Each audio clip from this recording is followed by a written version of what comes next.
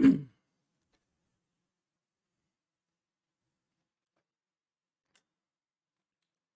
up, everyone. We are going to be doing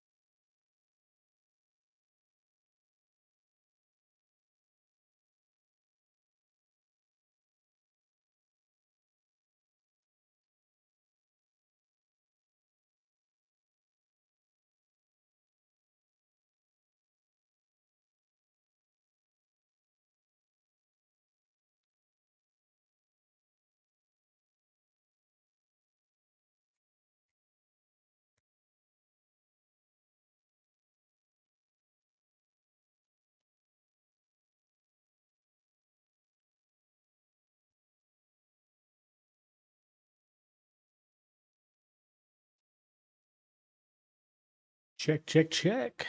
Here we go. Let's get the camera back on. What's up, everyone? How's it going? We are going to be making this here today. This is a pretty cool recent scene I created for one of the Punisher weekly challenges based on the prompt Alien World. So we are going to be kind of recreating this. You may or may not be able to follow along in real time. So that's all right. You guys can always watch the video afterwards and get some ideas. We're going to be using a collection of assets, both paid and free. And most everything that's paid, you could probably either do it yourself or find some other free assets for it too. So it's not a huge deal. That way you can always put your own little spin on it, and especially if you're creating any custom assets. But this is the general scene here. I wanted to kind of create this hatchery looking egg alien world. We slapped a couple characters in here. Going to work through how to create this custom shader here for the eggs. They look a little different in Lumen. However, if you switch to path tracing, we get some really cool subsurface scattering and stuff in there. Let's see what else. We got a couple assets coming off the marketplace, like these tentacles, these tendrils. This alien looking dude. He's in a weird pose right now because we don't have the actual sequencer open, which has all the poses. Got a couple of those guys. And today we're actually going to be using a collection of photo scanned rocks, lava rocks actually, that I actually created myself. Went out. I live in an area where there's a pretty big abundant amount of like lava rock, and these are super high quality, high detailed 8K resolution rocks that I photo scanned in, and we have scattered them like crazy in this cool little environment. Let me switch over to Nanite. You can see real quick, like it is pretty crazy, pretty dense, but really, really cool. Tons of nice detail for all sorts of different shots. So a couple Megascans, things like that. I'm going to leave links are actually already in the description for pretty much everything that I'm going to be using here. And like I said, some of the stuff is paid, some of it's not. Some of the tools for like scattering, that's an absolute, just go ahead and buy it. It's well worth the money unless you really want to build out your own PCGs. And yeah, let's get started here. So in a new project, ray tracing is already enabled, and I'm going to hop over. Let's do a new level. And I always choose the basic, not the open world one, because the open world one can use like different like sections and stuff for your like planet or like world partition. And we don't really want to use that. We're just using something small. So I always choose basic. One of the next things I always do is almost always delete this basic floor that comes with it, because for some reason it is not a normal mesh and you can't do a lot with it. So we're always going to want to make our own mesh and put it in place. So for now, what I'm going to do is just create a basic shape, and we're going to do the plane. And as I mentioned before, whenever I know I'm going to be doing path tracing on this shot for final render, and path tracing tends to create this fake plane at 0Z axis. So we're going to want to make sure we go ahead and set most everything to at least about 100 or so in Z axis. That way it doesn't clip through when we do the path tracing. I think we're probably going to have to go up to maybe 20 or so on this plane. And we're actually going to change this, but I just want to get a basis of where we're going to get started. And next thing, what I'm going to do is I already have most of my assets here in the project. So I'm going to go ahead and drop in a character. I almost always put a character in first because I really want to know scale and sizing to help build out everything else around that. And I know I basically want a character, maybe not center frame, but I'm going to put him center frame so I can build out from there. So I'm actually going to be using the Astronova pack by Big Medium Small. The link is down in the description. It's a pretty expensive pack, but it's super nice, super detailed. If you ever plan on doing stuff with like spacesuits and stuff like that, this is an incredible pack. Very detailed, high poly. Highly recommend it. But if you can't, Sketchfab, there's going to be plenty of other resources out there for Space Dude, Sketchfab, CG Trader. You can get some free ones. And then you can always just use Mixamo or something like that to retarget it and give it a nice pose. Or you can build a control rig and do that. So anyways, let's hop in and let's do one of the preset poses. I had several different ones in the actual scene. I think this is one that I used right here. So I'm going to zero him out and then slap him at 100. So we make sure he's kind of in the middle where we generally know we're going to be creating some other environment pieces here. So next thing I'm going to do is I want to build my floor plane. And so when I imagined this scene, when I first thought about it, is I kind of wanted this warped piece kind of coming up around kind of a wide angle lens, but I wanted this warped piece and I wanted these crazy kind of jagged rocks coming out, very alien looking, like just odd shapes, things stacked on top of each other, stuff like that. But I wanted this general like kind of warped feel. So what we're going to do is we're going to actually create a few different things here and use the modeling tools. Speaking of the modeling tools, let's hop into our plugins real quick. You're going to want to make sure you have the modeling tools enabled. This is super good, man. If you guys aren't using modeling tools inside of Unreal, you're missing out, because otherwise you have to jump out and go into other software. But there's a lot of really basic stuff you can do inside Unreal without having to leave. Next thing we're going to use is geometry script. So geometry, if I could spell right, geometry script. We're going to be using that for the scatter plugin. It's a really, really good plugin called IA Scatter. And we're going to be using that. So that has to be enabled. And the last but not least is HDRI backdrop. We want to make sure that's enabled because we are going to be using that for our general background and lighting. What's going on, Shredditor? Yep. Lots of fun little tips. That's really why I want to do a lot of these little quick videos like this. I shouldn't say quick, they're a couple hours, but this really gives you more of a general breakdown of how we actually, how I go about creating artwork and stuff and my methods. And a lot of these little tips and tricks that you learn along the way really makes a big difference. So let's do this. I'm actually going to delete this plane and we're going to hop on over to our modeling tools and we are going to create a rectangle here. And you can see as you mouse over in the middle. And I know I need this to be pretty big. So I'm going to do like, let's say 1500 by 1500. Yeah, we're going to want more than that. But I think basically we could probably start with that and then we can just scale it up. But let's go 3000 by 3000. And I'm trying not to just copy exactly what I did in the other one, just so you guys can get a general idea. Every time you remake something, it's always a little bit different. So we're doing 3000 by 3000 and we're going to give it 100 subdivisions, both on width and depth. And we're going to change that later because we're going to use some subdivisions. So click on the screen and press accept. And let's go ahead and zero that guy out and set it up to 100 on Z-axis. So I like what we got here so far. This is just a general flat plane. And so to get that warped look that I was wanting, I used a couple different things here. So under, let's see, under deform, and you can go to warp. And basically warp just creates kind of a warp along, you can do a bend, or you can do a twist or a flare and squish. And I just want to use this basically to kind of give us some shape to this ground. So I'm actually going to do this here, and then you can just rotate this guy around. Let's actually turn on our snapping. And so there we go. So I kind of have this, it's kind of wider towards the back of the camera. It's going to squeeze in towards the front. And I think that might be, yeah, that's good. Let's just go with that. I don't remember my exact ones that I use, but I think this is going to work pretty well. So we're going to accept that. And then what we're going to do is another warp, because I want to take this and I'm going to set that to like 90 degrees there. And then I'm going to rotate this again at 90 degrees here. So not quite 90. Yep.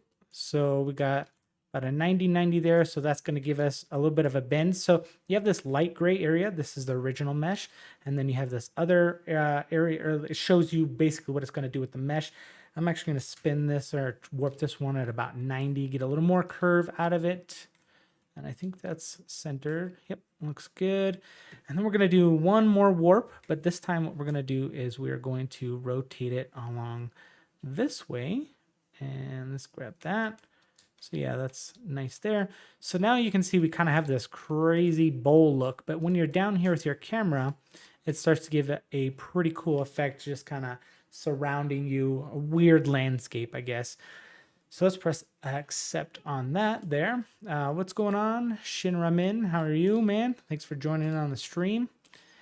And so there we have it. We're still set at 100 on our Z-axis and our guys there. Next, what we're going to do is we might as well go ahead and add a texture to this, and we're also going to do a little bit of displacement. So we might scale this just a little bit, but what I want to do is I'm going to actually use my tool called Displacer. So links down in the description. Obviously, this is a bit of a self plug, but there's a tool I have on the marketplace called Displacer. And if you use that, you can use non-destructible displacement inside of Unreal Engine. And I know you can do that without the tool in 5.3 nowadays. There's a few things you got to turn on, but I really like my tool and the way that it works. And there's a lot more options than what you get stock just inside of 5.3. So what we are going to do is, now that we have this mesh here, it has created this mesh in our folder here. So under content and generated in our name, we have our mesh there. So I'm actually going to delete our mesh, okay? And I'm going to hop into our displacer folder here under blueprints, and I'm going to drop in our displacer blueprint. I'm going to zero that out and then set it to 100 on the z-axis. And I'm going to replace that static mesh here with ours. I should already, what we can do is we hop back in, go back to generated metatrox, and it's this one here, and we're going to link that up. So now that mesh is connected to our displacer here, and we're going to go ahead and use some materials from Quixel Bridge Megascans. So I'm going to show you here the one that I used. I think you can just search Icelandic ground. And it was one of these guys here. You can go through and pick a few different ones, whichever you want. I already have it downloaded. I would definitely get the highest quality you can if you just plan on using it for a render or a cinematic. So let's hop in to our Megascans folder under surfaces, and it's this Icelandic rocky one here. So I'm going to drag and drop that material on there. So you'll see it's already tiling here because I already have some tiling settings set up. So you can see here I've already tiled by 10 by 10 to kind of get it to fit the right scaling of this. You're not really going to see the tiling from our camera angle anyways, and we're also going to be scattering a bunch of other rocks on top, so it'll work pretty good. I did do a little bit of color correction because I wanted more of a darker gray. It kind of comes in a little bit of a brown, boosted up the normal strength to about 1.5, and I took the minimum roughness to 0.7 because I wanted to make sure it wasn't very shiny or wet looking or anything like that. And so let's close that out, and you can see we have that there. But as you get down to a view like this, you know, you're not really going to see the tiling. We're going to be covering this with a bunch of other rocks and stuff. But as you can see, it's pretty flat here. So let's go ahead and select it. We'll scroll down on our displacer, and it's going to ask for our displacement map. So Megascans always come with a base color, a normal map, and a package map that has a texture that has multiple layers for each color channel for occlusion, roughness, and displacement. And you can see that ORD down there. So ORD reflects RGB. So our blue channel is our roughness, red channel is our occlusion, and blue channel is our displacement. So we're going to drag and drop that in there. And this is already set up to basically pull the channel for Megascans for displacement. And you can see we are starting to get a little bit of displacement, but it doesn't look quite right yet. So what we need to do is we need to match our displacer to the amount of tiling. So if you remember, we had tiled this texture at 10 by 10. So I need to set the UV tiling here for the displacement to 10 by 10. And as we do that, you will see it'll start to reflect much more properly there. And let's go ahead and boost up our displacement just so we can see it better. And there you have it. And one thing you'll notice, we're not seeing a ton of detail yet. And the reason that is because if you remember when we created our mesh, we only did a 100 by 100 vertices basically. And so that's not detailed enough. And so if we switch over to wireframe here, you can see, you know, it's okay, but not nearly dense enough for what we need. So what we're going to do is this is going to get a little heavy, and you could always do this in sections if your computer's not super capable of doing it, but we're just going to crank up the subdivisions here within our actual displacer tool, and I'm going to go all the way up to like 10. I know my computer can handle it and stuff. If you feel like you have a lower end, you might just start a little bit slower. And so now you can see we're starting to get a little bit better proper displacement there. And same here, you get better shadows and so forth. I'm actually probably going to take this up even higher, because what we're going to do is after we do all this displacement and stuff, we're just going to go ahead and bake it out to a static mesh instead of in the displacer, so that we can convert it into nanite.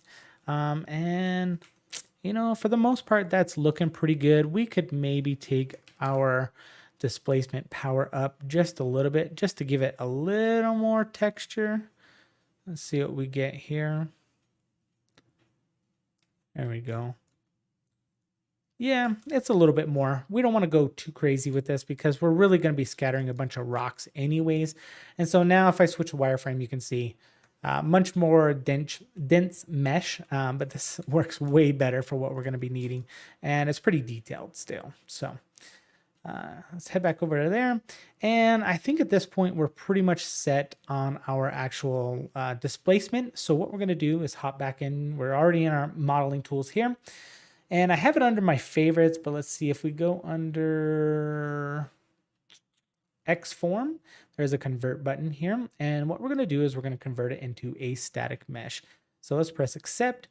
And that is going to just take a few seconds here. And that's going to take the blueprint and basically the geometry script that is happening there to create this non-destructively, so that you can continue to edit it. And you could always leave it in that.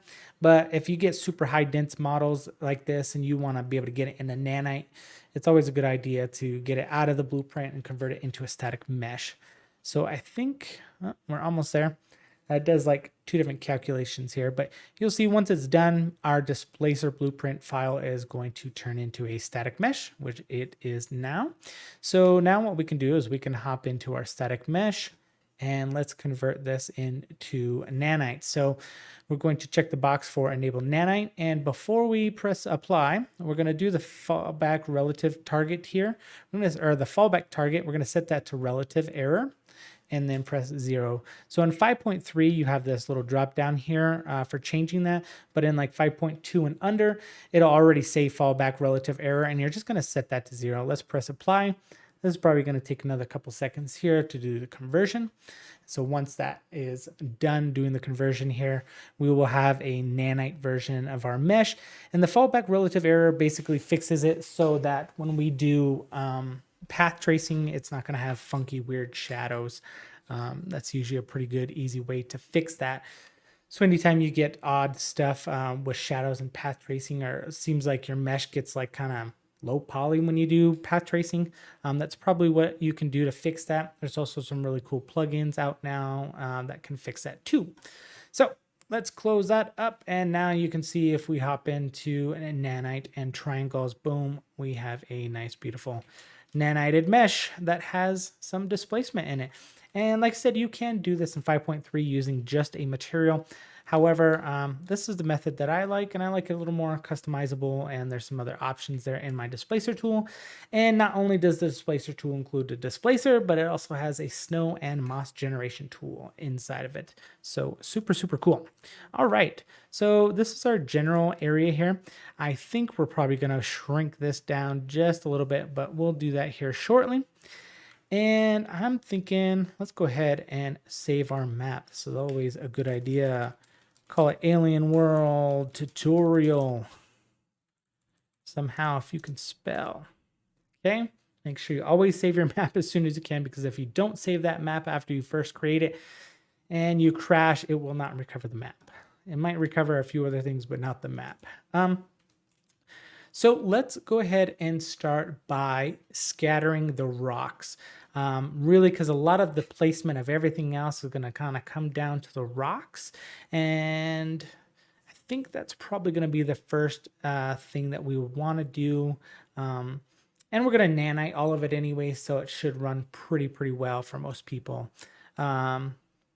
Yeah, let's do that. Let's do that. So for scattering the rocks, you could always build out your own PCG system if you want. However, I really like this tool called IA Scatter.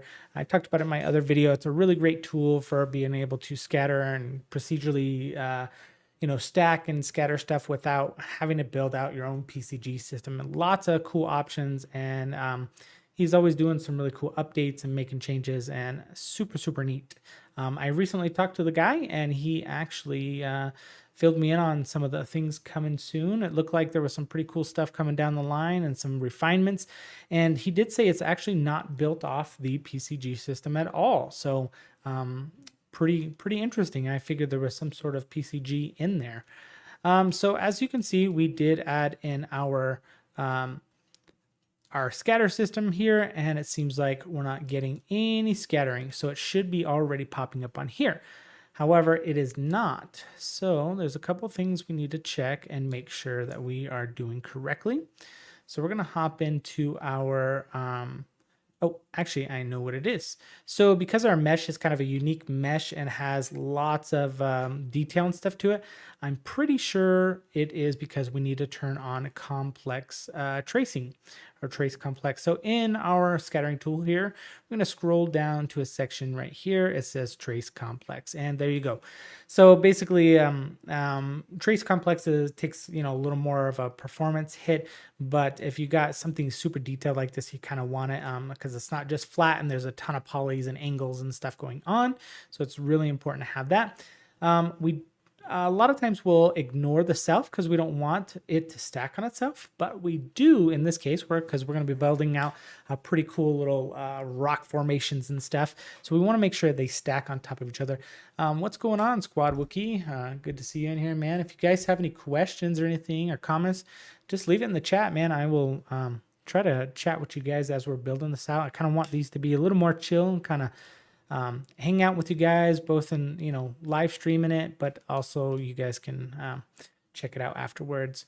So here we are. We got our cubes here, and what I'm going to do is I think we could probably start to build this out before we add our rocks in there. So that way it's a little more performant because our rocks are pretty high poly, and if you don't have as good of a system, it might be a little bit more difficult to do that. So there's a few settings that we're going to change. So I'm going to scroll down here, and we want to do a few different things. Like we definitely want to change the rotation. So we're going to give it a minimum of 0 and a maximum of 360 on all angles. That way it basically will be able to rotate all angles and just give us a ton of unique angles and rotation, so that things don't look like repeated. So you can already see we're starting to get a bunch of random angles and stuff here. And the next thing we really need to do, because we want to get some stacking going on, is we need to turn on clustering. So by scrolling down here, there's a section called clustering, and we're going to turn that on. And now you can see we start to get some pretty crazy little clusters of stuff going on. And we're going to adjust some of our clustering settings here as we get a little bit further along. And we actually need to make our box a little bit bigger. So I'm going to scroll up here to the top and make our coverage a little bit better. That way we're covering everything that we're going to need here. So probably about 1200 by 1200.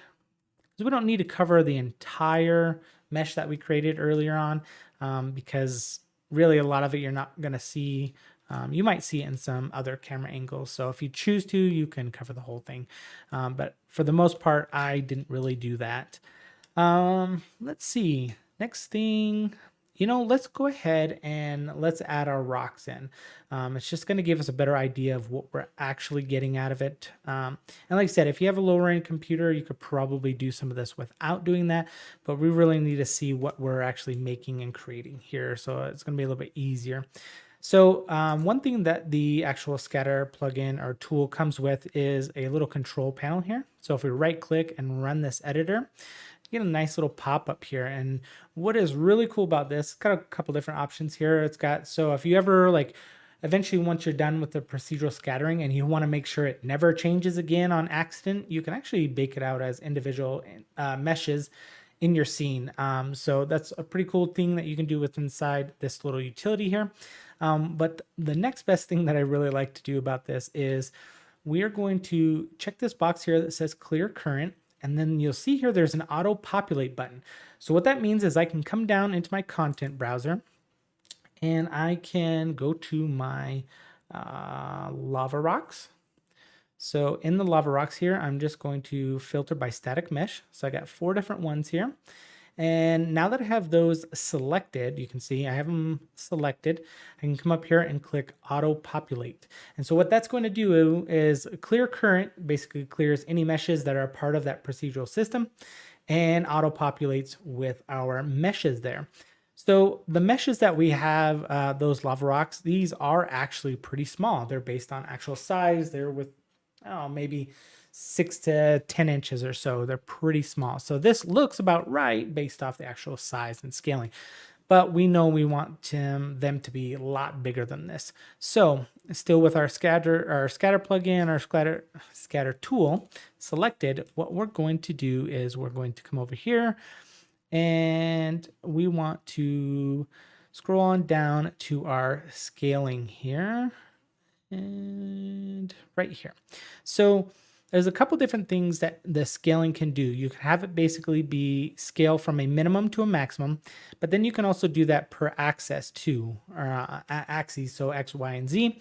And so what we're gonna do is I think I'm gonna set the minimum to like 3 and 4 maybe. Let's see, how is that looking? That's looking pretty good. Let's start with that. And I'm going to leave these 0.5 on the other axis. Actually, let's make those about 0.2. And what that's going to do is that's going to give us just another little variation in shape so that it feels like things aren't being repeated. So you can see here, we're not getting super tall like clusters. We're getting pretty short clusters, and it's not based on the height of the actual tool, but these are some settings that we have inside of our clustering settings. So under our cluster settings, which are here, so you have number of cluster instance number. So if you set that to like 5, you can see there's a lot less pieces per cluster. So we're probably going to want to set that to maybe about 50 or so. And then we also have our cluster spread. So what's cool about cluster spread, it tells you how far those clusters can go out. So I'm just going to type in 500. And now you can see we start to get some pretty crazy shapes and clustering going on. And let's see, if we take our clustering number down to 10, you can see not as much anymore, right? So we want that 50 because that means that you'll get about 50 pieces in an actual cluster. And now we want the cluster to spread about 500. And then I think, let's try some of the angle stuff. So now you can see with the angling, I set it to like a smaller detection angle. Now we get more of like these crazy stacks, right? And I'm not going to try to copy exactly what I did in my original one, because I don't really remember all the settings. So we're just going to kind of build this out and see what we like. And if you guys have any suggestions, or if you're like, dude, I like that setting better, like, just let me know. We'll click it in, we'll change it and see how it looks, and everybody's happy with it, you know? So this is starting to look pretty cool already. We're going to make some major changes to this eventually.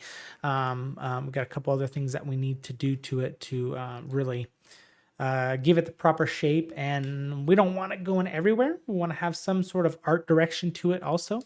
So I think the next thing we need to do is I'm actually going to widen this up again, the box, and only because I want to make sure it's going further sideways. Yep. And you can always see like we're pretty much encompassing most of what we got here. Let's move this just a little bit there so we get towards the tips of that. Yeah, there we go. Cool. That is looking pretty good. And we can always lower some of these values. If you feel like that's like going way too far up in the sky, you can come back to your clustering settings. And let's say we only want to scatter by about 350, maybe 300. We can start getting a little bit shorter because, you know, our guy is in here somewhere. So what we'll do now is we need to tell the clustering system or the scatter system to basically not not populate in a certain area. I don't want it all around the guy. I just kind of want it around the area. That way we have a more controlled area inside for placing our characters and the eggs and all that kind of stuff. So what I'm going to do is very simply, we're going to create a shape. I'm going to create a cylinder. Okay. And I'm going to 0 the position on that. I'm going to set that to 100. And what I'm going to do is I'm going to hide our scatter system here real quick so that we can see a little bit better of like where we're at. And we're going to say scale this cylinder up here. And we're just going to do it along the X and Y axis to about the area that we want. Maybe move it up to the ground a little bit, maybe scale it just a little bit taller. So about, I think that's probably pretty good there. We just want an area that we can kind of control and not have all the scattering happening in that area. We don't want to art direct that area so that it's not just scattering on top of everything. So now that we have that, I'm going to move this guy up through the floor just a little bit, make sure we're good. And in our scattering system, I'm going to hop back over here and turn that on again so you can see what it's doing. And so see, if we were to refresh our scatter, you can see it's starting to stack on top of that now. But what we want to do is there's a couple different ways of doing this.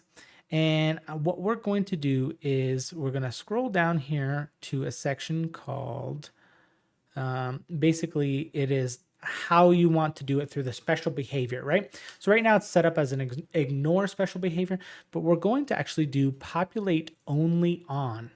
And all of a sudden everything disappeared. Don't worry about it. So up here under special behavior actors, we're going to add one and we're going to select our ground plane. So now you can see, okay, we're scattering on our ground plane, but we lost all of our shape, all of our clusters, all of our high rises. But what you notice is we're not getting anything populating basically within this circle here, right? So even if I drag that down, you can see it's not populating with that area, and that's what we want. So, but we need them to stack on top of each other. So what we're going to do is add another special behavior element here, and we're going to add itself because we want it to populate on itself. So we click on that, and there you have it. Now we get those cool clusters and so forth, and it looks pretty cool, right? And you can see we're getting some side effects that we don't necessarily want. It's kind of clustering around like over top of this guy, and we want that to be fairly open. At least that's what I wanted. You might choose otherwise and change it to your liking. So I'm going to move this out just a little bit more here, and that's going to change it. And we're probably going to have to adjust our settings of like how many. So like right now, I think we're still at the 99. So if I set this to like 300, you're going to see we're going to get a bit more of them. And we might need to adjust that scattering a little bit, the clustering, so that it's not everything is all tall. You kind of want stuff that's not quite as tall too. So let me set this guy down to 200 on the total instances, right? And then let's head back down to our clustering again. And this is just where it takes a little bit of time of deciding, you know, what kind of look do you want and so forth. Like there's no exact numbers to this because it really depends on the size of everything. Like there's a lot that comes into play when you're doing this. So if we did 45 on our cluster angle, you can see now we're starting to get a little bit wider stuff too. That's coming out, not just all stacking. And the other option we can do is maybe the cluster spread to like 200. So they're not quite as tall. You know, let's just try that for now. A number of clusters, we can always play with that. So that's 10 there. That might be a little bit nicer, or number of instances per cluster. So that might actually help us a little bit to art direct that just a little bit more. And there's a couple things I forgot. So one of the things we want to do is we're going to scroll up in our scatter here, and we're going to turn on align to normal. And what this is going to do is this is going to help us with our curvature of the base. That's also going to help change that. And with align to normal, it's also going to when they cluster on top of each other, it's going to be based off the normal angle, which is kind of nice too. So we got that turned on, and I think you can make some settings and changes to the, what is it, maximum, slope minimum and maximum. So you can actually start to come in here and set like, if you don't want it to be able to spawn on quite that much of a slope, or you do or you don't, you can always change that. And then once you finally get something that's starting to look what you want, what we're going to do is we can start going through some of the seeds here. I typically just type in the seeds. You can always press the randomize button, but this way I know the seed and I can kind of go back to it if I want. And actually that one looks pretty cool there, because we know we're going to want to have a camera kind of in this general vicinity here. So we might have to adjust some of that just a little bit, so that it's not completely in blocking our view. Let's hop over, and I'm going to make it just a little bit bigger on this one axis. I should have just done it from the beginning. So another 1500 there. That way we have some stuff behind the camera too for like reflection, the shadow and lighting and so forth. And that's starting to look pretty good. Okay. A lot of this is just going to come down to your personal preference and art direction and what you want. But for the most part, this looks pretty good. So we're going to take our cylinder here, and we're going to go to our details panel, type in visible, and we're going to uncheck visible because we don't want that in our scene. We only want it being used as a way to exclude this particular area here. And you can see, we might still want to add some other stuff here. We have some detail there, but from the original displacement, but we might still want to add some other smaller clusters. And you can always do like another clustering system, or not a cluster system, but a scatter system. You can always add another one and use that just to cover the ground. That's another way of doing that too. So, just play with some of the settings, try some different stuff out. I'm actually going to come down here again to the clustering, and I think I'm going to set the angle to like, what do we get out of 90? No, I don't want to go that far. Let's do 45. I kind of like that style. And like I said, you're going to want to just fine tune this and adjust it to what you like. I do feel like we could probably get away with a heavier curve and maybe a smaller piece down here. So I'm going to select our original curved ground plane there. I'm going to scale it down a little bit. I think maybe 0.8. Yeah, probably a 0.8. And what we could even do is we can come in and we could just kind of pinch it like this just a little bit, and maybe even rotate it. Not that much. Just take off snapping. Rotate it a little more like that. So it's kind of like this cool warped shape around us, right? And then we'll just click on our scatter again and refresh and see what we got going on here. It's okay. We're getting a lot going kind of down through the bottom. Let's move this up. We do have our cylinder is blocking out a lot of this stuff too. So maybe we could increase up to like 300, maybe 500 to start getting a lot of crazy different shapes and stuff going on here. Let's go with that for now. And we can always, let's see, change up our seed a little bit.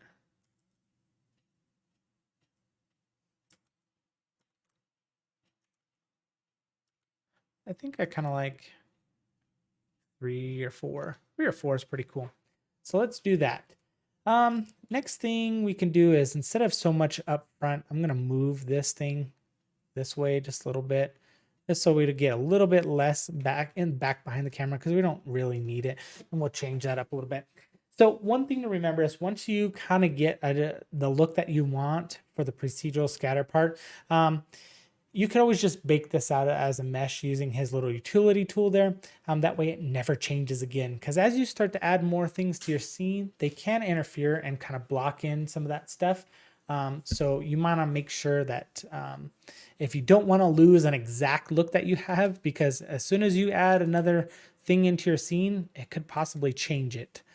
Because it's all being procedurally done and stacking on top of each other and stuff like that. All right, so let's go ahead and add our HDRI. So I'm going to click on up here. We have already enabled it. So we're going to go under lights and click on HDRI backdrop. And you can see it comes in here. We're going to want to zero that out. And I will leave the links are down in the description there. You can check it out. And HDRI Haven is a great place to just pick up any type of HDRI. I think I have it in my main content folder here called Belfast Sunset in 8K. I'm going to drag and drop that in there. And the other thing I'm going to do is under advanced here is use projection center.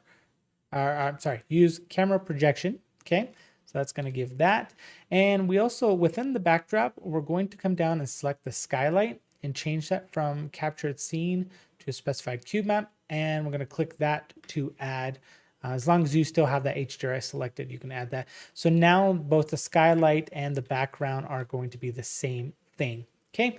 Next thing we really want to do is probably lock in some of our exposure stuff. So now that we have our light in place, that'll help us out a lot.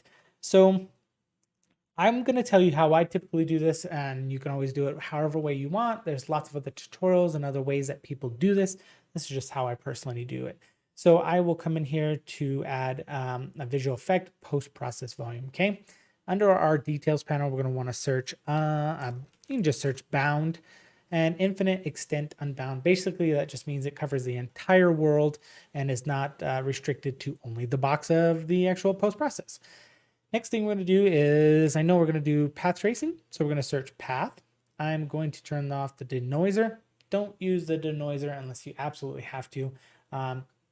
Sometimes noise is good, especially in path tracing and realism. And it's just the denoiser inside of Unreal isn't super great. And I would recommend just turning it off unless you absolutely need it. The other options here, we're going to reference atmosphere and reference depth of field so that we have those checked on. Those are pretty important. And let's go ahead and in our details panel here, we're also, sorry, let me select that again here. I'm actually going to move this up to my lighting section here. Under our post-process volume, we're going to do one other thing. Under lens exposure, we're going to turn on manual exposure, and I'm just going to set it to 12. Standard Unreal lighting, like when we started this scene. So if I was to turn off the HDRI, let me actually drag that into lighting also. If I turn off that HDRI, this is standard Unreal lighting, the lights or the sky and clouds and stuff. And you can see for the most part, the sky and stuff is pretty bright. And this is pretty bright here. Like it's a little dark because it's very dark meshes and some pretty dark shadows. However, I think 12 is usually a pretty good starting point. Okay. And that way, everything that I dial in light-wise is set to whatever I set inside of my post-process. Okay. So that's the other thing we're going to do is we're going to select our directional light, our sky atmosphere, skylight, sky sphere, and our volumetric clouds. I'm going to delete all of those. So the only thing lighting my scene currently now is our HDRI. You can see if I uncheck that, no lights except for the guy lights on the guy's suit. So let's turn that back on so that we can see. Now, what we'll probably do is we're going to change some settings a little bit later with the camera. So before we start dialing in our HDRI a little bit more, we're just going to worry about working in our scene. Okay. And this is great because now we're not getting a bunch of auto exposure. If it's dark, it's dark. If it's bright, it's bright. Okay.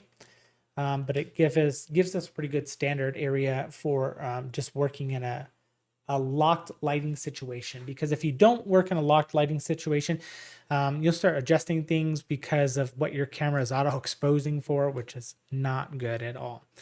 So I think this is starting to look pretty good here. The next thing I want to do is let's go ahead and add our first egg into the scene. Okay, so for the egg, we're actually going to use our displacer yet again. And so let's hop into our displacer tool here, and under blueprints, drag in a displacer. So now we have that here. We're going to press G so we can see the icon. And so what displacer does is you can feed it pretty much any static mesh. So I have included in Displacer, there are some static meshes that come with it. And what we're going to do is we're going to choose this sphere here.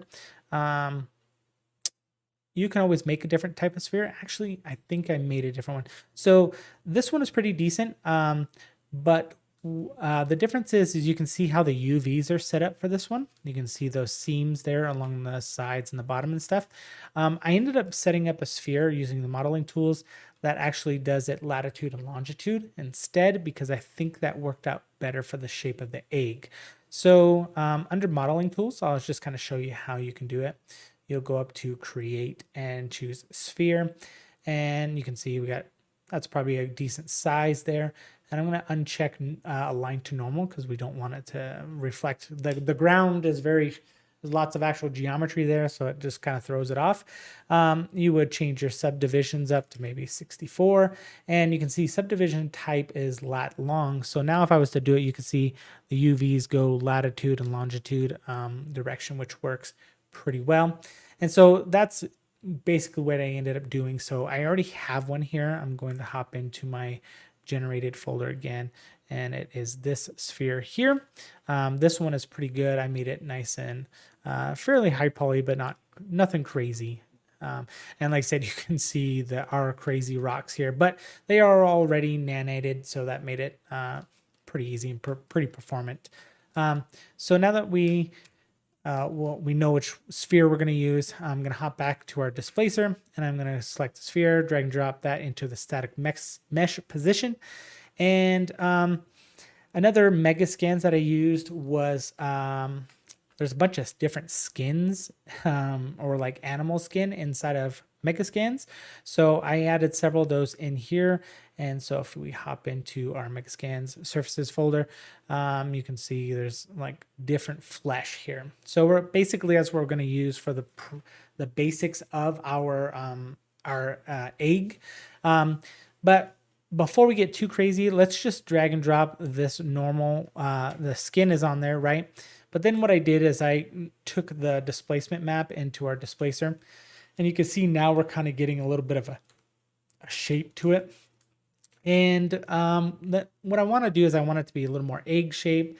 So under the scaling here, I think I set it to like maybe 1 point. Oops, let's unlock that first. And 1.5, is that what I did? Somewhere around there, maybe 1.3 or something. 1.4. That way it's just a little more, I don't know, longer on one direction. And then what I did is under the displacer options and stuff here, if we go to our UV tiling, I actually ended up cranking the tiling up to like 5x5 because it kind of gave it these little nubs, these little spikes coming off there. I think our displacement power is probably a little too high, maybe 2. Hide the game stuff. Yeah, it gave it kind of like this weird little knobby looking stuff to it. I actually experimented a little bit with adding some hair and fur to it, but it looked a little phallic and wasn't super impressive. One thing you could also do here is you could set up the tiling of the actual material if you wanted to like 2x2, so it just looks a little more detailed in there and stuff. But that's kind of the basics of our egg. However, I went a little bit further, and a while back I worked on a custom shader that uses like subsurface scattering, and looks really nice. It's kind of got like an underlying texture of like that looks like veins or something like that. So I'm going to show that to you because we're not going to recreate it live, but I'm going to show it to you.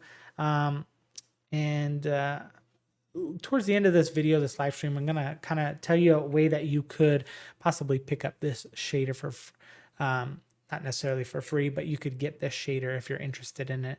So in my materials, I believe, let's go to my materials folder. Yep. So I created this skin material here. And so you can see, is this the correct one? This is not the correct one. Sorry, I experimented with a lot of different stuff. This is... Sorry to hold you guys up. Maybe is this other materials? No.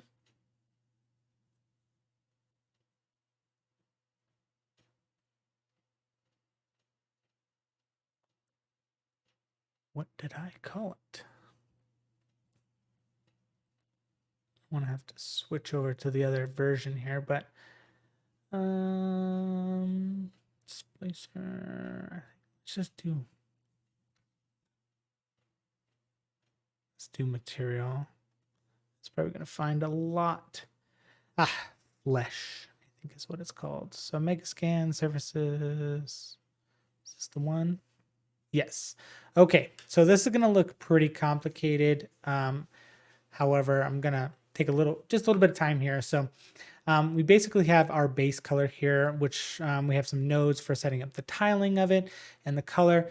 I added like a little desaturation and then a power node so that I could control the saturation and the brightness and darkness of the actual diffuse map. And these are all set up as parameters because this is our master material, so we could always inject in different textures into these and change it up.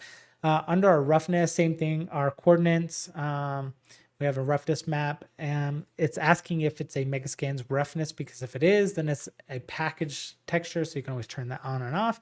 Then you have your roughness power, so how rough or how non-rough it is, glossy and shiny.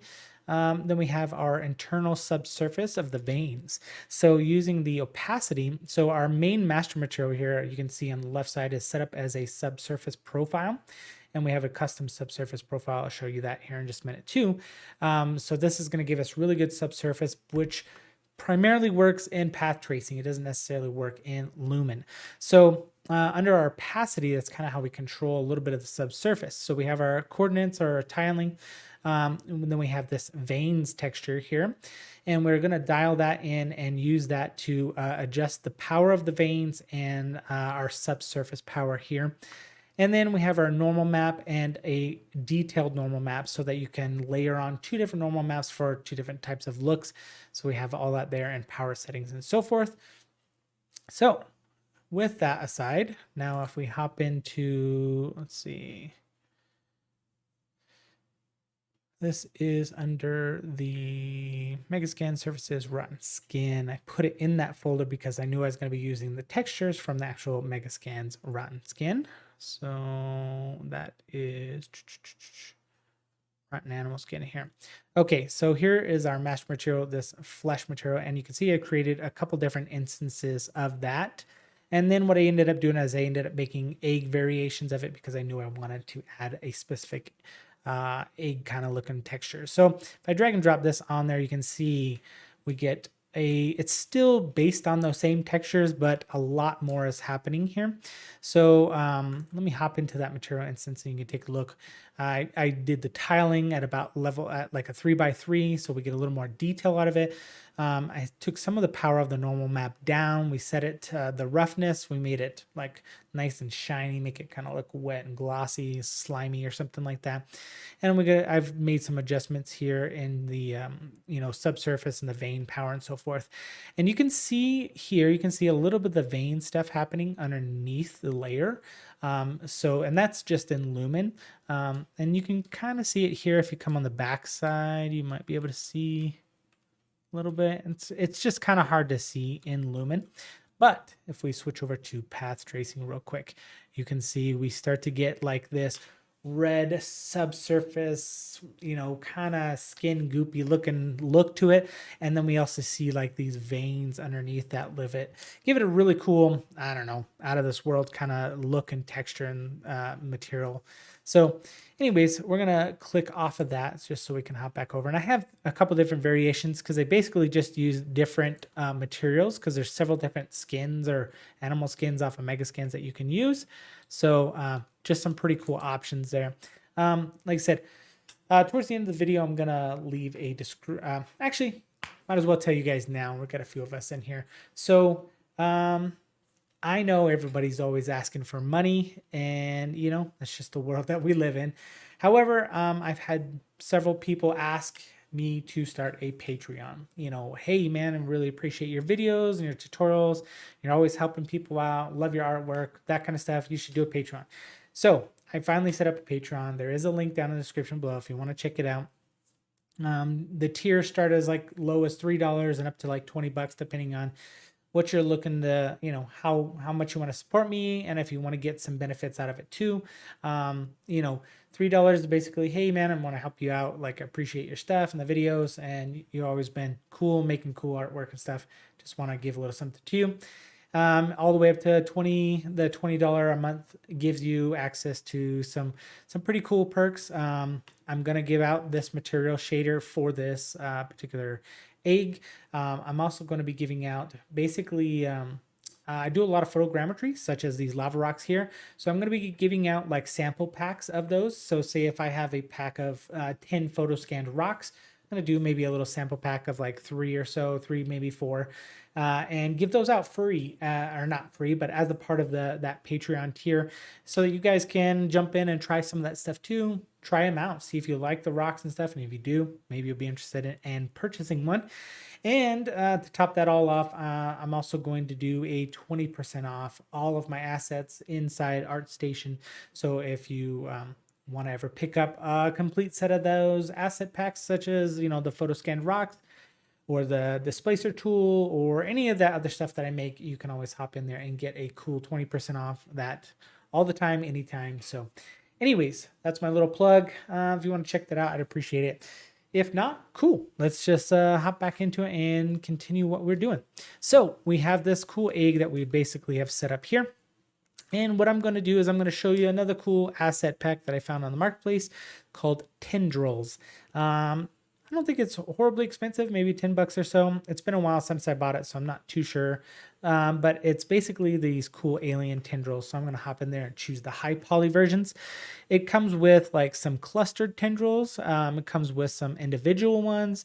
There's also like these lumps, and then there's like some other individual like tendrils by themselves. So for the egg here, what I wanted to do is kind of give it like it's coming out of the ground a little bit, like it's something's growing around it, and then add the tendrils kind of coming out from it.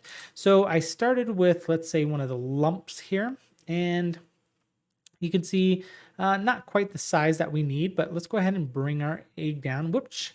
So we are actually still, this is in the displacer tool, and we know that we're pretty much done with it, but instead of baking it out to a static mesh in the displacer, we can come up here to freeze our script. And so what that does is it freezes it so it's not trying to recalculate anything when we move it.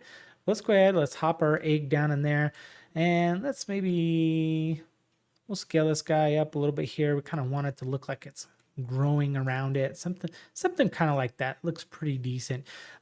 So there is one other thing that I ended up doing with this tendrils here. The shader that comes with it is pretty decent, and it does have a subsurface shader.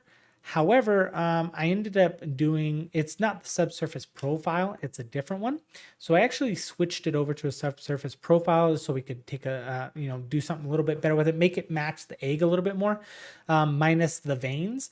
And that's one thing I forgot to show you guys. So I'll show you this here. So this is the subsurface profile here set up.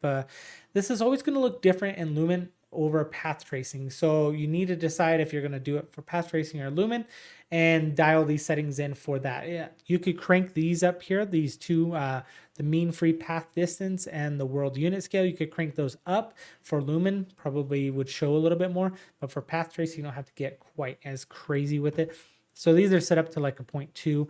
And basically what I did is I took the master material for the tendrils and I just changed what it was as a subsurface profile setup and gave it its own little subsurface profile. That was pretty easy. That way it affected all of them across the board and I have to make new textures for everything. And so, yeah, that helped it to kind of match the look. It's a different color, but I think it was okay because I didn't want this to be like this translucent egg sac. I just wanted it to be whatever it was kind of growing out of, like the base of it, the root or whatever. So we're going to shove that down in through the ground just a little bit there. And let's go ahead and toss in, this was one of the stacks of tendrils here. And I'd say maybe let's lock our scale it up by maybe 1.5 or so. And then I just kind of had them coming out like that. Nothing super crazy. And you could always hold Alt and rotate it so that you can get another one coming out. Super, super easy. Yeah, I know they're clipping through each other. It's not perfect. If you're concerned about them clipping through like that, you could always just add a second one or a different one, you know, you can start doing some of these individual tendrils and control it, you know, get in there, get the detail going through, because ultimately, like, you kind of want it to form around the ground a little bit. You don't want it to just be floating like that. So you could always push this down a little bit, do a little bit of rotation, bring it down just a little bit more. You know, it's okay if it's in the ground a little bit like that. And you can start to see here, actually, if I slow down the camera and get close, you can see the subsurface happening towards the tip of this guy here. So that was basically how I started to build out the eggs and the egg sacs, and then the little tendrils as if it was sprouting out of the ground or growing out of something. So pretty easy, pretty cool. And let's see. We're going to try to build out most of the scene, but a lot of it just takes time and fine detail, and I don't want to waste your guys' time. So, I mean, literally what I did is I would take this and I would just kind of duplicate this out, change up the tendrils coming out of the bottom a little bit, and then switch out this egg material for a different instance, basically, so that, you know, all the eggs didn't look the same. So we'll probably drag out a few of those and just kind of see what we got. The other thing that we're going to do is it's just two plain here in the middle. So let's see. One real quick, easy thing that I kind of did is let's hop out of the modeling tools here. Oops, not landscape. How about a modeling tools, and we're just going to add a regular plane here and bring it up a little bit. And let's scale it by probably like 5, 6, 10. It doesn't really matter. You're not gonna see it completely. So let's say 6. So I added just a little bit of a kind of a swampy look underneath, or towards the middle, as if there was a little bit of something kind of pooling in the middle around these eggs or whatever. So I went into Megascans, and I think if you search swamp, there's a pretty cool swamp one. This isn't a super detailed material. Like, I shouldn't say it's detailed, but it's not actually set up with like translucency and stuff. So if you see here, like, you can't see through the material. But I think for like what it is, the murkiness and stuff, it's okay that you can't really see through it. And of course, since all of this is nicely displaced, you can see, it's not super high poly. You could crank it up even more if you want. But you at least get some parts kind of poking through. It's not just two flat things just butting up against each other. You actually get a little bit of detail and rocks poking through and stuff, which is pretty cool.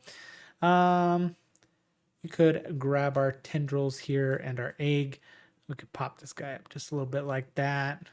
So it seems like maybe it was coming out of the actual swampy area. It'd be kind of cool. I did add a couple tendrils just poking out of the water. So, that's not that. Let's rotate our guy as if he was looking at it here. And because we know our general camera angle is going to be something kind of like this here. And so we could start filling in a couple of these. I'm not going to make a ton of variations of the egg sacs. That comes up to you and your art direction and how you want to change it. But let's do that. Let's just add a few more of these guys here. Grab the tendrils and the egg. And if you just hold Alt and drag off, we're going to just drag it over here. We're going to rotate the whole thing, kind of line it up so it feels like it's on the ground a little bit more, because we got that crazy angle going on with our actual ground. Let's do it again. Bring one over here.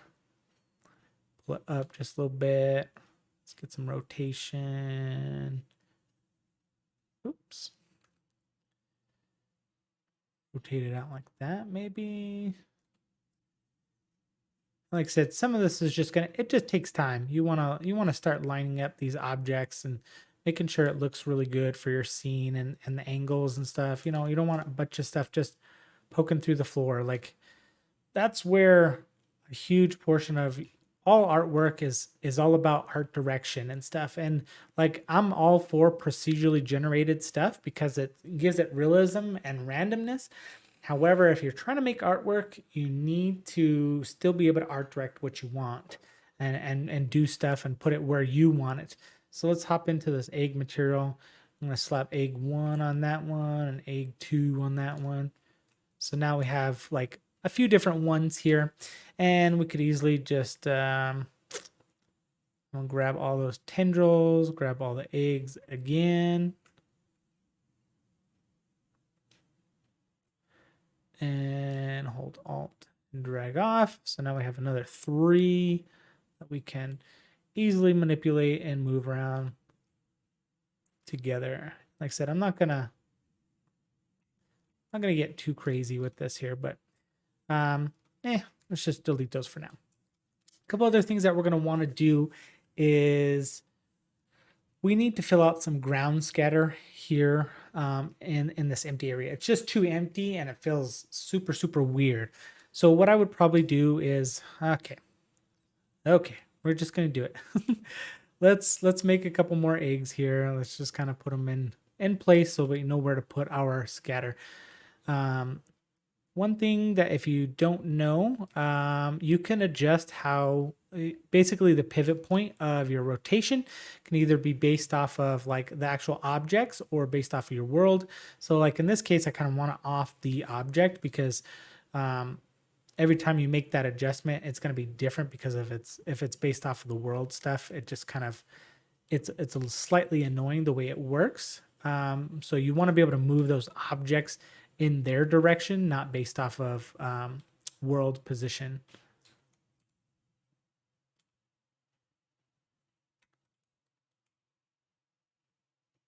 Yeah, I mean, this is decent. Any comments, any questions, anything like that? And it looks like there's probably a few of you guys in here. If you have any comments, questions, anything that you want to ask or stuff like that, we can always do it during some of these kind of a little more tedious moments like this, where we're just trying to make a few artistic adjustments. I don't mind. Get questions about Unreal or other artwork or even your own projects, that kind of stuff. Like, I don't mind chatting. One thing you can always do if you have some questions or stuff like that, you could always hop in. I have a Discord channel called Create Unreal. In fact, I have a whole new website called Create Unreal, which is all about making cool artwork inside of Unreal. There's tutorials and tips and tricks and a bunch of different stuff that I'm working on. It's still a little new and a little fresh, but it is growing, and as I get more and more of this type of content coming along, it's going to be pretty cool. So what I'm going to do real quick is I actually think our area is a little too big that we excluded. So I'm going to select our cylinder here, and I'm going to type in visible again and show it again. And it's just going to make that a little bit smaller of an area. I'm going to do something like that, I think. And then re-height it again and go back to our scatter and just refresh our scatter. And you can see now it's coming in a little bit closer, which is a little rowdy. You know, one thing we could probably do, I'm going to go to our scatter and I'm going to set the scale down a little bit. Say 2.5. You know, we could do real small. I mean, 1.5 to maybe 3. That might give us like a little more smaller detailed pieces and stuff like that instead of being quite so big. I think we need to set our scatter. Whoop, not 3200. About 300, 500.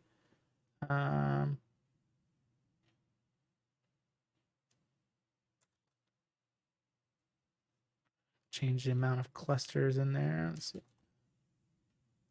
There we go. That's looking pretty good again. So about 200 on the cluster spread and a little more actual instances per cluster, up to 50. So that gives us something kind of like that. It's starting to look pretty good. So let's go ahead, let's add a camera just so we can kind of lock in the general position. A lot of times when I make my artwork, I know a camera angle that I want, or my initial camera angle. I might change and alter it later, but I kind of know what I'm working towards. So let's hop in, create our cinematic camera.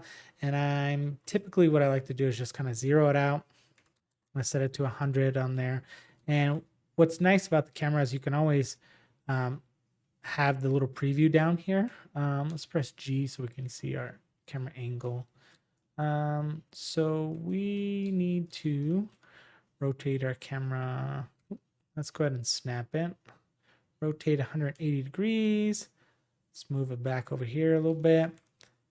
And you can see with our current setup, like this is a little tight, but it might work. But if this ever changes, it might easily cover our camera. So under the camera film back settings, I almost always pick either IMAX. You could go, if you want to go real wide and big, or you could choose DSLR, which is a much nicer one anyways. Another thing I like to do is under lens settings, I'm going to set a squeeze factor of 2 because we like anamorphic lenses. I love anamorphic lenses. In fact, there's a really cool lens pack that you can actually download for free that has proper lens distortion based off of mathematical equations and numbers. It's actually really cool. And then under crop settings, I like 239. 239 is a very cinematic aspect ratio. So we're going to do that. And our focal length right now is 35. I think we need to go maybe a little bit wider to like 25. That way, I usually don't like to go too wide because I like shallow depth of field and so forth. Let's see, let's center up our camera here. I think we need to be about 0 there. But you can see we're starting to get a pretty decent camera shot here. I'm going to tilt up the camera just a little bit so it kind of shows that crazy high rise of rocks coming up over top. Like I said, I really wanted kind of this warped looking planet, this warped world. You know, things weren't just normal shaped. So some of the stuff we're not seeing in our scene here, we need to move it back in and adjust it some. So one thing you could always do is if you select your camera, there's a little pin right here. It says pin your preview. So I'm going to pin that preview. So now I can select objects in here and I could start adjusting some stuff like objects in the scene without, you know, I can see it easier here in the viewport and still see it in my camera angle. It's a great way to work on 2 things. You can do split screens and stuff like that, but I really just like this pin thing because it's easier to achieve what I'm kind of looking for. Let's take this guy. Let's move him in just a little bit like that.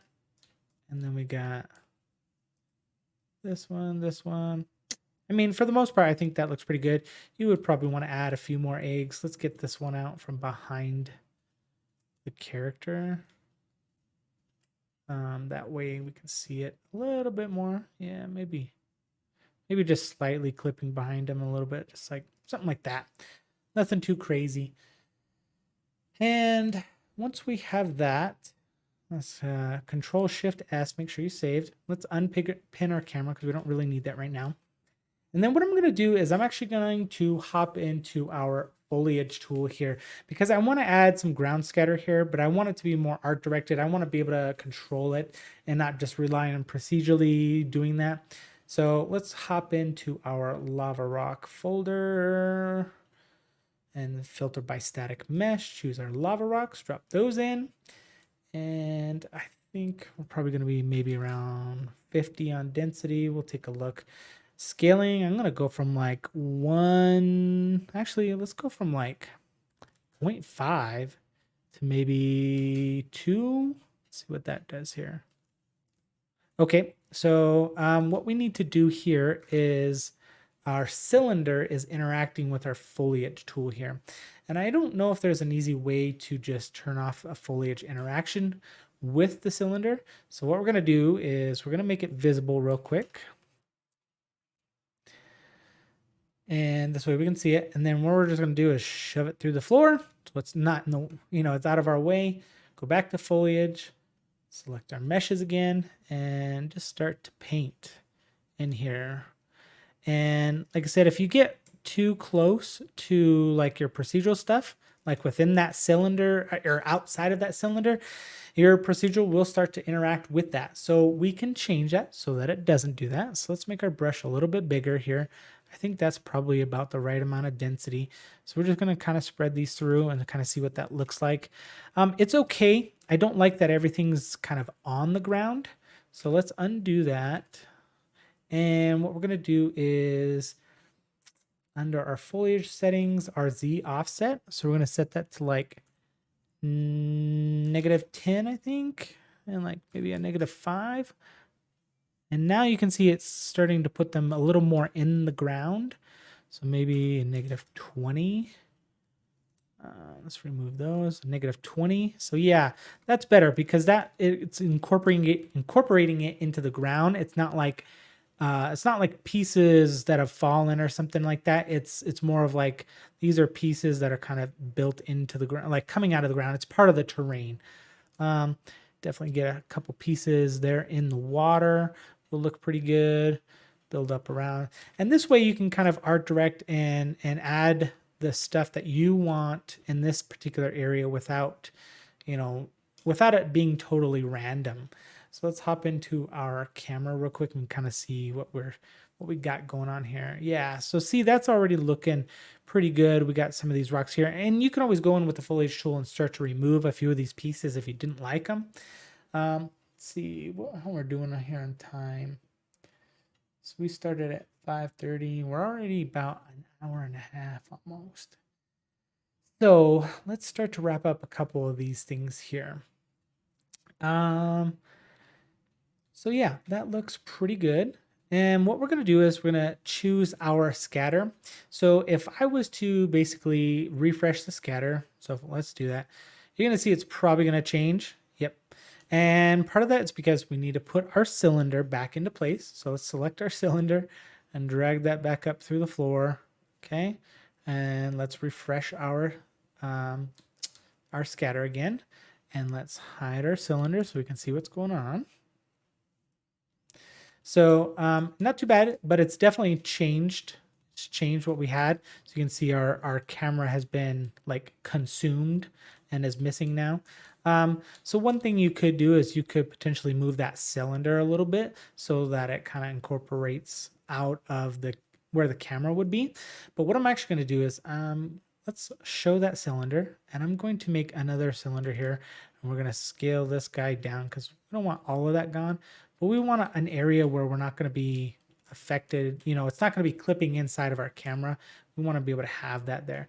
So let's go back to our scatter here, and we are going to set up another basic, or actually we just need to refresh it, sorry. So if we just refresh, it should ignore that area now. So now if I go select both cylinders, type in visible and hide those, boom, those are gone. And there is a nice clean area for our camera. It's never going to reclip back through our camera because that cylinder is there. And it's basically telling you, I don't want anything to spawn or scatter within this area. So that works pretty well. One thing that we can do too is you could always tell it to ignore the foliage tool stuff because your foliage comes across as a foliage instance foliage object now. So you could add that in there. However, the way that we're doing it by populating only on the rock area, this works pretty well. So we don't actually have to ignore that because it's not trying to spawn on top of it.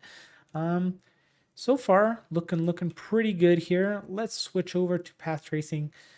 My camera's probably going to chug a little bit here and slow down, but you can see we're already getting some pretty awesome looks with that subsurface, and makes everything just look so organic and real.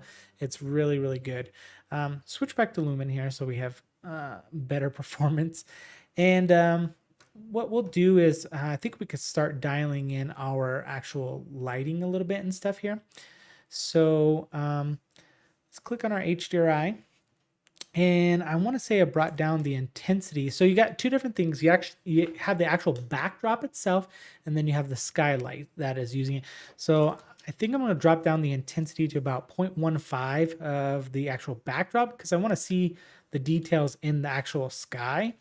And if we select our HDRI and we're on the main object, you can actually rotate the actual like HDRI so you can get the lighting to kind of cast wherever you want it to cast from.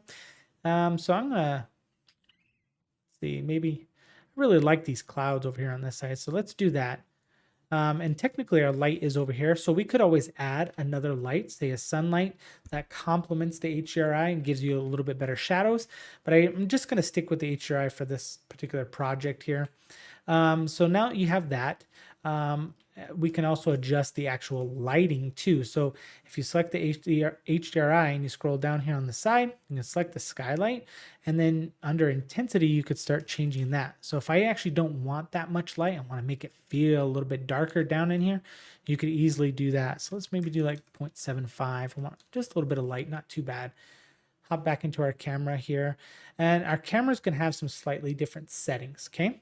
And that is because basically it's based off of your lens and your aperture and stuff in there. So what we can do is select our camera. A lot of times I'll take this camera and I'm going to put it up here in the lighting section just so I know where it's at. You can always change that to call it environment or something like that. So under here, we did all that stuff to dial in our size and resolution, or not resolution, but our film back. But I'm going to scroll down to lens, and we're going to do exposure, and I'm going to do auto basic exposure and set that to 0. So what this does is this will basically take whatever your post-process volume exposure settings are, and it's going to set the camera to expose based off of that no matter what. So now if I go in and I change like the aperture on the camera and stuff, it's always going to stay the same. Whereas if I was to set this to manual and say enter R12 in, right? So that looks pretty good, and I like that. So you might do it this way. There's a couple different ways of doing it. But if I set that to manual and set it to 12, but now if I come up here and I change this to say like a 1.8 aperture, you can see my brightness is going to change. So I'd have to go back in and change that manual again. Let's see.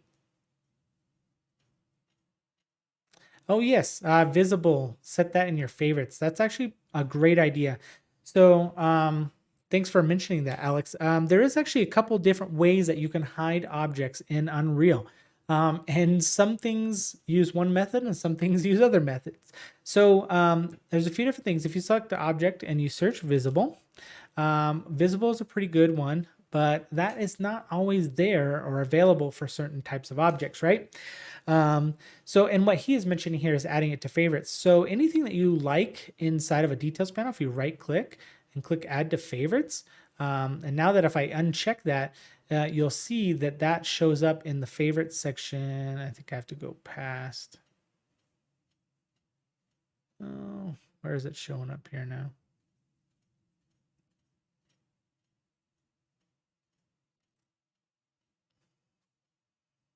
Well,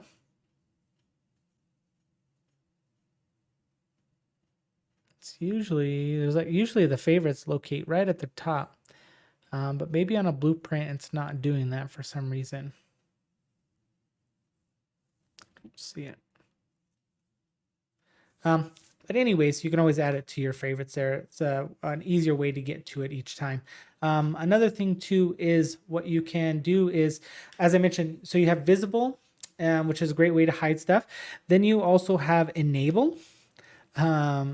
So enable is another one that works on certain types of things that you can uncheck enabled and it would hide it. And then you also have, if you type in hidden, so actor hidden in game. So that one works pretty well too for some objects. So there's 3 different ways of kind of hiding things, and you got to be careful because some things work with different objects than they do in others. Some are different in sequencer than others, but anyways, let's jump back into the camera here again. So under the camera, what we can do, like I said, if you come in here and you go to exposure and you set that to auto exposure basic, and right now you see we still have it set to 12, so it's willing to go 12 plus whatever our basic is, our post process is set at. So if we set that to 0, that's going to give us basically, it's not trying to adjust it from there. And if you do a -1, that's actually going to bring us almost to where we are outside of that, outside of the camera. So now if I decide to adjust my aperture later, it's not going to adjust my exposure level. It's still going to keep it there. You can always fine tune that and just do it in manual. If you want complete manual adjustments, that's fine too. Okay, so we have our eggs, we have our scatter. It's starting to look pretty good. And the tendrils and stuff. We have our character. let's see. The other character that we had in the scene was the alien creature. So basically I ended up adding those into the scene. I'm not going to do this part in the video only because it is very time consuming to pose the character. And it takes quite a bit of time to do that. But I leave links down in the description. The character is called, and it's free on the Unreal Marketplace. It is called Tethusian, something like that. And it is super, super detailed, super nice model. Tons of cool rig options and stuff, like every little arm and bone and finger and everything you can pose and move. It even has like, I don't know if it's actual shape keys, but there's like dials that you can move to make the mouth. It does like this like curl in mouth and bring it back out. Tons of really cool options. If you want a fun creature that is really detailed and set up really nicely, this one is awesome. I'm sure tons of people have used it because it's free on the Unreal Marketplace, but it is really, really nice, super detailed. You can see that the textures are great.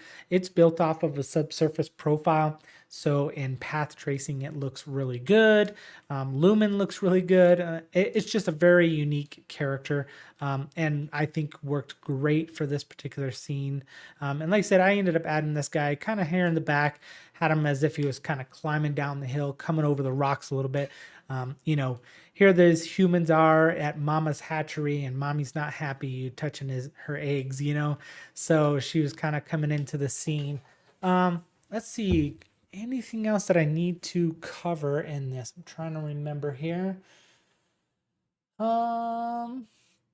We did a little bit of lighting. So this was our final shot here. Let me drag that in. This was our final shot here. The Astro Pack is really, really cool. It comes with awesome character, super high detail. It even comes with this little rover in there. I figured add in the rover, just kind of filled in that right side of the screen a little bit of our composition. And like I said, you can see how I did the rocks. You know, you just got to fine tune those rocks and stuff to make them look how you want to make them look. In the background, I just added some mountains that were included in the Astro Pack. It actually has some moon pieces like ground and stuff. You could always just use Megascans for that and look just fine. And what I would do is I would just go into the textures and change those textures, color match them a little bit, you know, desaturate them, stuff like that. That would make it look so, so good. And then what I did is I added some of the tendrils and I just scaled them up pretty big. They're not super high poly, but in the distance like that, I don't think it was going to be a problem to actually have them scaled up. So I'd come in, let's grab our tendril. And I would come in and say, grab this one big tendril. And I think I scaled it up by like 10 or so. And we take that guy and we'll just, you know, find a cool spot for him and drag him, drop him in there and just kind of manipulate it so it looks like it's going up and over the rocks. You know, it's not clipping through, but you could easily have it do something kind of like that. You know, it's like it looks like it's coming over top of it and kind of flowing over. That way from your camera angle, I kind of wanted a lot of these tendrils like coming as if the planet itself was a little bit alive, you know. And let's see. Let's take our rocks here. Let's bring those down just a little bit, just so it's not quite as crazy. We'll go to our clustering. Set that to like 30 and maybe 100. Nope. Not that bad.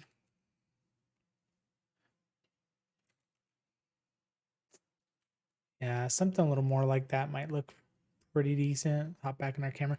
Like I said, you're going to want to jump into your camera view and just start looking around. Start messing with those seed numbers there, because now that you have that kind of like, if you kind of like the general shapes and ideas or clusters and stuff, now you can hop into the seeds and just start typing in different seeds there and see what's going to look good and work good.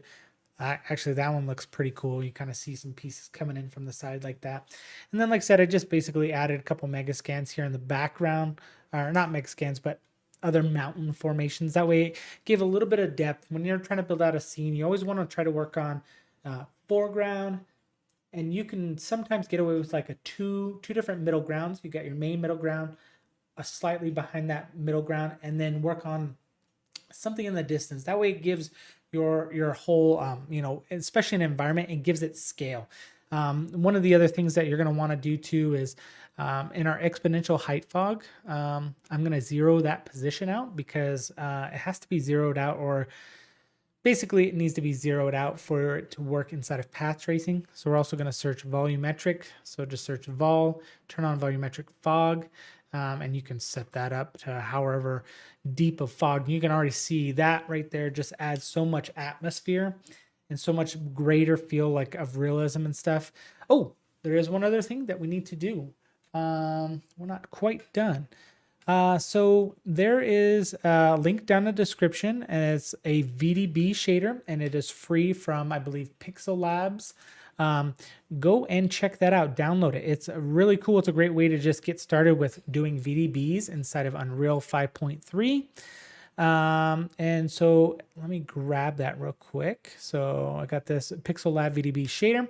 So there's this material instance here. You would basically create another material instance or duplicate it. So that's what I did here. And what you do is we're going to open up that material instance, and let me just dock that in place here. And it's got your settings here for your actually, we could take that back out like this. For your actual VDB. Down in the description is also a link to Embergen or Jenga FX, where there is a bunch of free VDBs that you can download. There is a cloud pack, so download the cloud pack because it doesn't have to just be clouds. It can be fog too. So what I did is you basically take that VDB and you drag and drop it into your project. I have a VDB folder here, and I chose Cloud 05. You will drag and drop that in. Let me actually drag a new one in just so I can show you the general process of that. I'll drag in a different one here, number 9. So drag and drop in, and it's going to give you this little window here. You can change some stuff. If you wanted to go to like 16-bit, you could.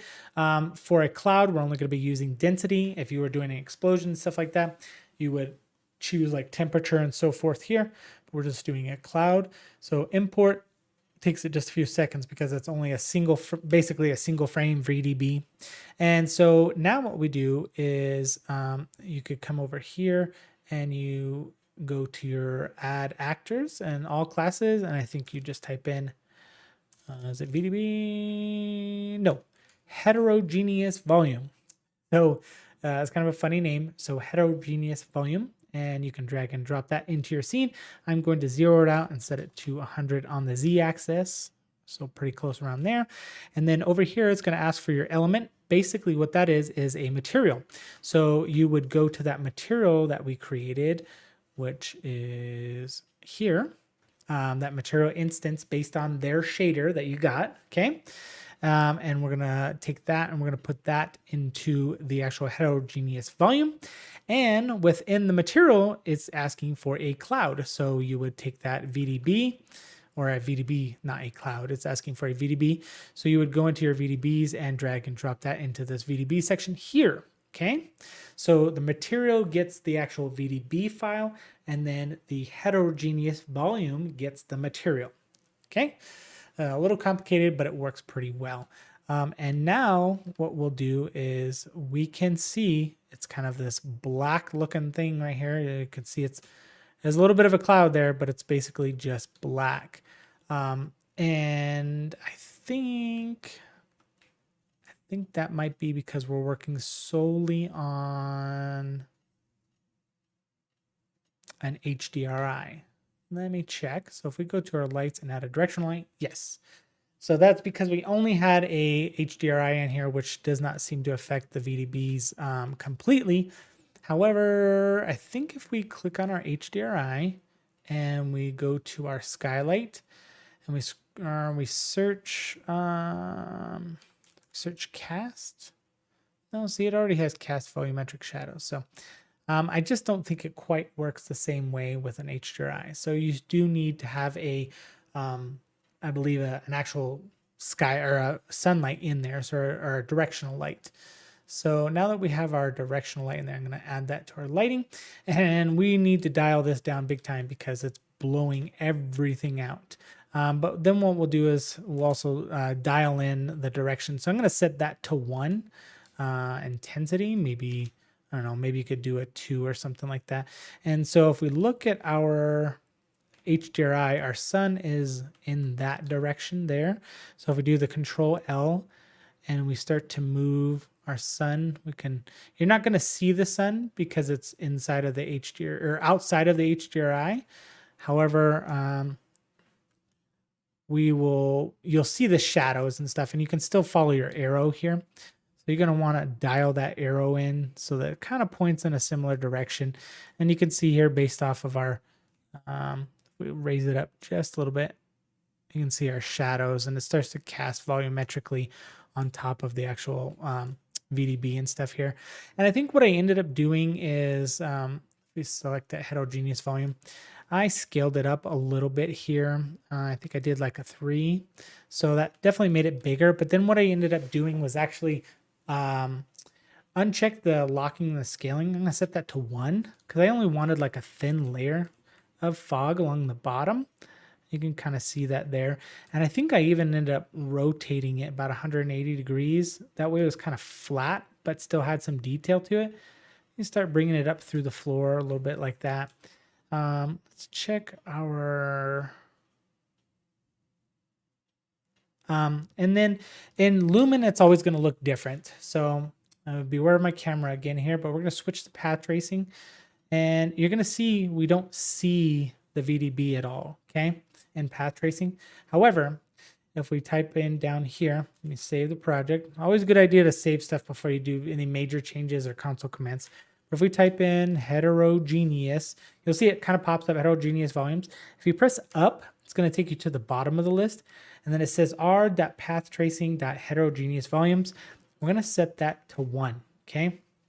Basically, that tells it I want to support heterogeneous volumes in path tracing because it's pretty heavy. It takes a lot, so you may not want that. So here now you can see inside of path tracing, we get that VDB coming in.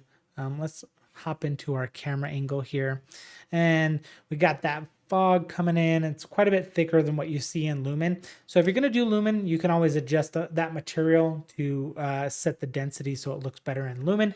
But you get that cool, nice fog coming in. And what's great about path tracing is VDBs will cast shadows. They'll collect shadows. It looks really, really good. Way better than actually what Lumen does with VDB volumes and stuff like that. So super, super cool. Let's see. I think that's about it, actually. So we didn't completely recreate the scene exactly as I did, but I think you got most all of the basic necessities. Let me switch back to Lumen, get a little bit of performance here. But you can see we got basically all the necessities of what we're looking to recreate that scene. And it's not super, super hard. You know, a lot of this just comes down to you know, building it out to what you have envisioned in your mind. So many pieces of my art start out as just this general vision idea. Occasionally I'll use like Midjourney or something like that to get an idea or concept. But a lot of times I have that vision already in my head. Like, what do I want?